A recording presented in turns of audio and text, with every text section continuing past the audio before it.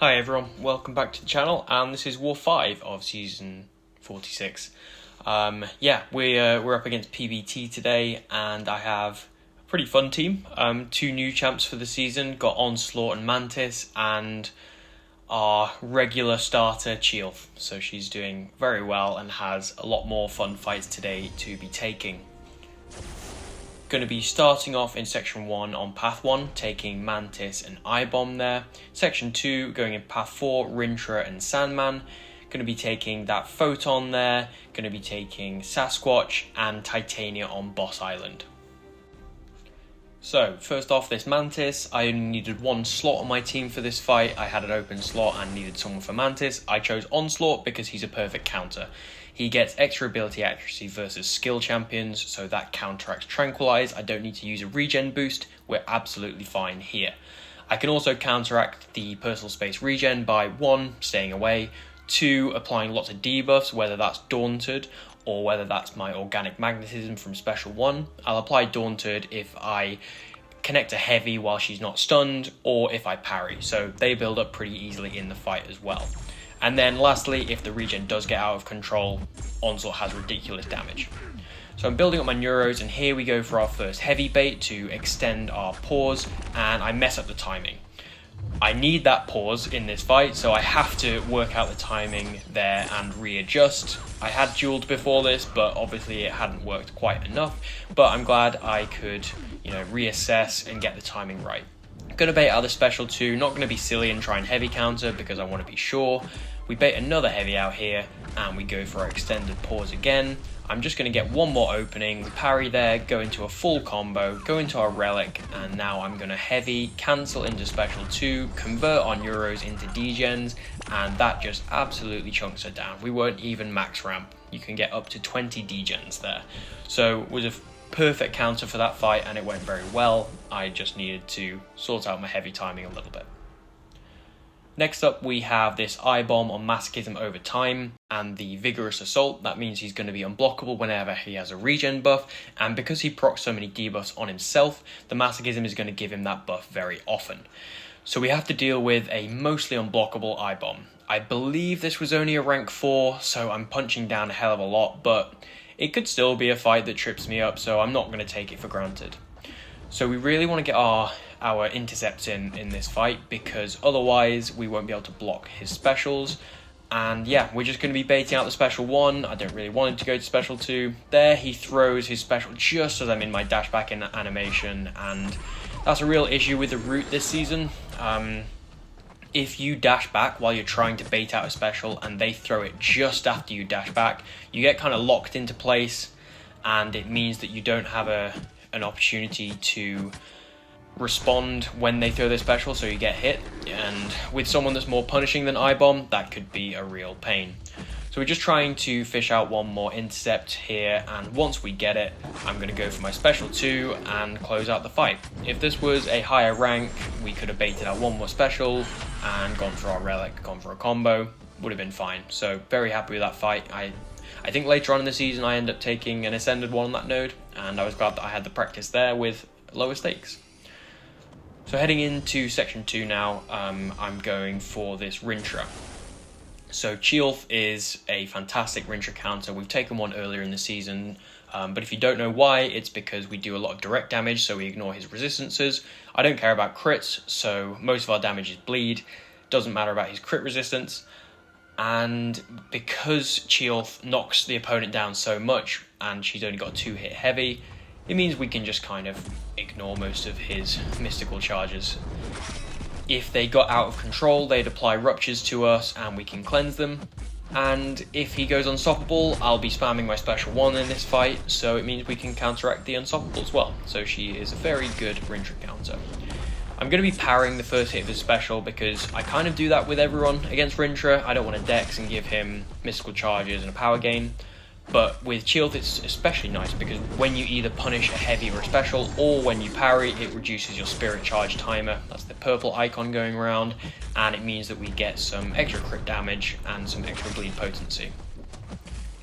But I'm just going to be taking this fight very slow and steady. I don't need to rush it, and even though it feels a bit slower tempo, our damage really starts to build up as we layer on these bleeds and as we start pausing them. We're up to 17, 18, 19 there, and yeah, Rintrah is just completely melting. This is just over a minute for a pretty big health pool. It is only a path fight, but I was very happy with how Chee'ilth did there. Moving on to this Sandman, if I didn't already have Mantis on the team, I would be fine taking this with Chee'ilth.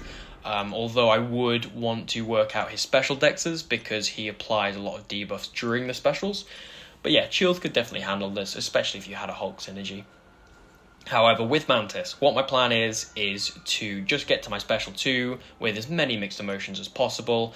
I went for a power start 1 here because I wanted the fight to be over as quickly as I can. I don't want to be in there for too long. And yeah, Mantis hits very hard on her basics, as you can see, and once we get a few intercepts off, I'm going to bait out this special to be safe. As you can see, he's applying debuffs through our block. They do fall off quite quickly, but I don't want him to be unblockable for longer than he needed to be, so that's why I used Mantis to nuke it. We get up to our 20 mixed emotions, and unfortunately I just missed that the Power Sting was about to apply, so when we throw this special 2, we get a little chunk of Power Sting damage. That's just going to be a potion. If I was doing it again, I would have just spotted that he was about to apply a Power Sting and probably stood still to apply our Tranquilize, ignore the Power Sting, and then, yeah, move on with the fight, finish out with a special 2 much more safely and save some health. But either way, very safe fight. Mantis handled it perfectly.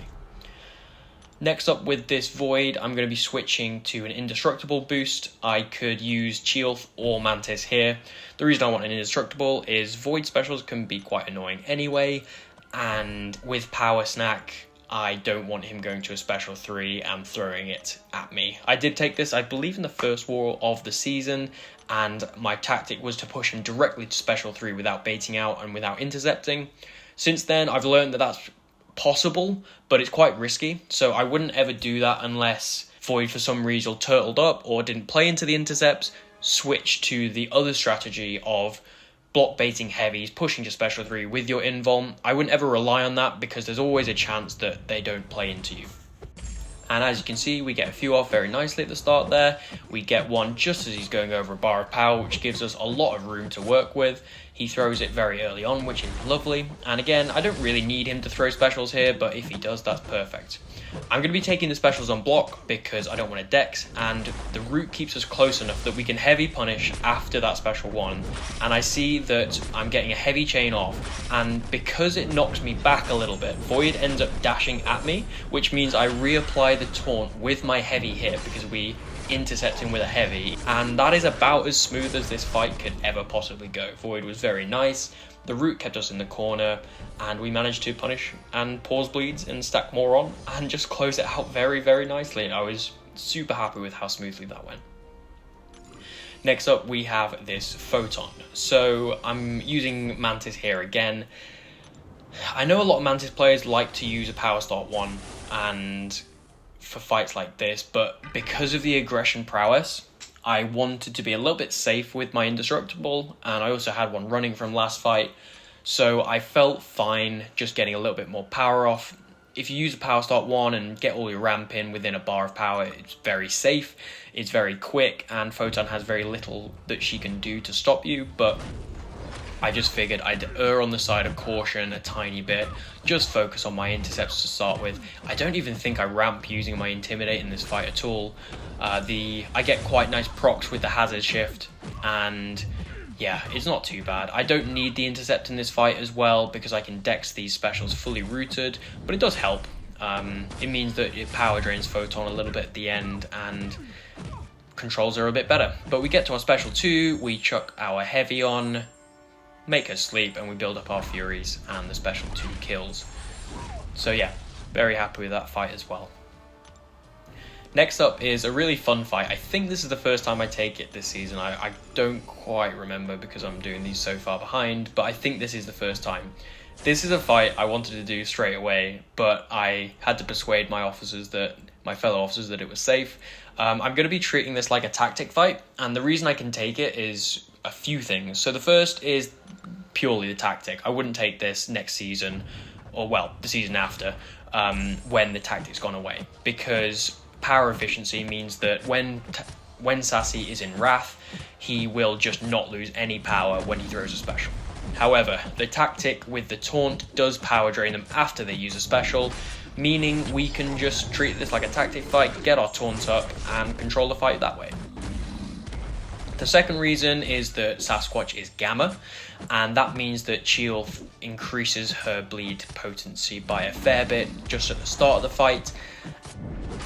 And then the last thing is that with my special 1 and my Grizzly's Grit, I can just ignore the unstoppable that comes from his Wrath. So yeah, I mean, you've been seeing me going for these intercepts. If he stops going for intercepts, I have a problem. It's not going to kill me, but I have to deal with it. I probably have to find an intercept out of nowhere, and when he goes into Wrath here, you'll see that I use the aggression. So even when he has a bar of power, like just here, I wait for him to dash in, and because he's aggressive, it's a lot easier to predict, but I wait for him to dash in and I go for an intercept. After this special 2, we heavy punish and go straight into a special 1, and we just bait out that heavy, and then afterwards we go for an intercept so that we can keep on power draining him. Go for an intercept there, but he stopped being aggressive due to Wrath ending. Didn't really need to. The fight is well under control, and one more special 1 will easily close it out. So that was pretty smooth. I'm happy with this, and we take it a fair bit more this season. So yeah, keep an eye out for those future fights. I was definitely happy with how it went. And my last fight today is this Titania. I was really looking forward to this one. Taken Titania a few times this season already, and yeah, this is a fun node. So I really need to watch out for brute force and my intercepts. I don't really need to care about stun reflect. If I accidentally stun, I'm hoping to have a cleanse. Of course, Titania could get rid of them with her debuffs, but I'm hoping I have a cleanse in case I accidentally stun. Polka dot power helps us in this fight.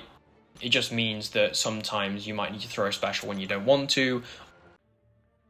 So as we're going in here, I'm going to bait out the Haymaker straight away.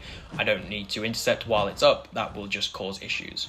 Titania is being a little bit annoying at the start of this fight. She's not going for any of my intercepts. And I think we just about get one as she dashes in here. And basically, you want a taunt before she gets to the first bar of power, because it ends up being a little bit annoying if you're trying to fish when she's above a bar of power. It makes it more risky. However, like I've said in previous videos, you can actually dex her full special 1, so I'm not worried if she goes above a bar of power without a taunt. And when she doesn't throw the special here, again, I'm not super worried. I do see an opportunity to light intercept there, and we get it, so we do get the taunt up. Obviously, I'm not going to complain. I just don't particularly need it. It's not going to kill me if I don't have it. The real issue, as we saw a couple wars back, is if she doesn't throw it and then she throws a special 2 without a taunt, that can be tough. But yeah, we're just going to back off here and try and fish for one more intercept. There is brute force up, and we just about get it. So I'm going to bait out this special with the taunt up. You see me all the time in this fight. I'm going for these partial dexes. They are very, very useful, and it means that we can avoid a lot of debuffs on us. It means our cleansers can handle the ones that we do block, and it means that overall we control the fight better. We take less damage, we take fewer debuffs, which means that if I do, like I said at the start of the fight, if we do get hit with stun reflect, we're all right. The fight's over at this point. I see the bleeds ticking out, so I figure it's my last fight with Chee'ilth. I'm going to try and full dex this special 1, and we do. Just a little unnecessary flex there. I knew I wasn't going to die, so it wasn't a big deal. But yeah, I just wanted to make sure that I could do it. And yeah, we do. And that closes out the war. So overall, pretty clean. I'm happy with how pretty much every fight went. And I would take all those again. I felt they went very well. And yeah, Chee'ilth continues to impress. It's always a risk when you rank up a champion quite early on when you pull them. Of course, I'm in quite a lucky position where I am able to test them on the CCP beforehand, so I knew that I liked Chee'ilth, but I'd never tested her in War, and when I pulled her from the Titan, I ranked her up later on that evening, And yeah, I was really, really happy because I ranked 3'd her that day, and I'm glad that she's ended up being as powerful as she is, as fun as she is. I haven't had this much fun playing a new champion since getting like Titania and Valk, those sorts of champs. I think she's great. She's a lot of fun, very simple to use, but there's room for skill expression, especially with this tactic, with the intercepting. But there's room in her own kit for the skill expression with managing all the bleeds, punishing heavies and stuff. But yeah, I'm really enjoying using her, and I hope you guys are enjoying watching her and finding out just how good she is. But yeah, that does it for this war vid. Keep an eye out for War 6, and I'll catch you then. Thanks very much for watching. Cheers.